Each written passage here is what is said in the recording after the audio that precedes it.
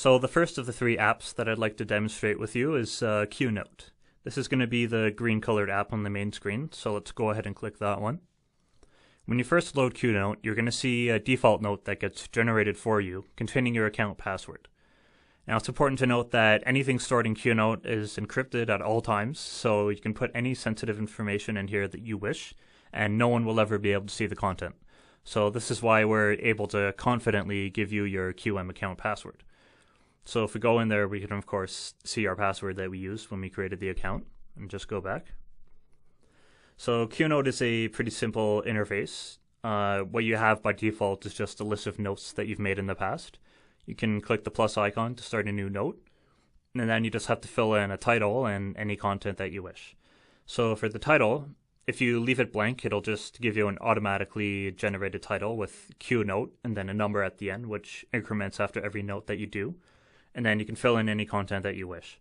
So just as a test, I'm going to fill it in with the numbers 1, 2, 3, 4. And then just hit save and go back.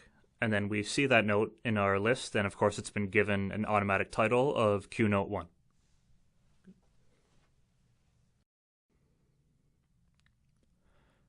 What I'm going to do now is set up the same account on a different device so that I can show you the syncing features of BicDroid QM. So the reason why we chose the third-party cloud service to begin with is because QNote and QPhoto are able to sync their data across multiple devices using that third-party cloud service. So every time I make a note on one device, then every other device that uses that account and that cloud service will be able to see the notes in sync in nearly real time. So if I go ahead and make a second note, and I'm just going to use the same content for this, 1, 2, 3, 4, and click save and go back. Now I have two notes on the device on the left here, and then after a few moments we should see it show up on the note on the right. So now I'm going to show you exactly what we mean by quarantine security.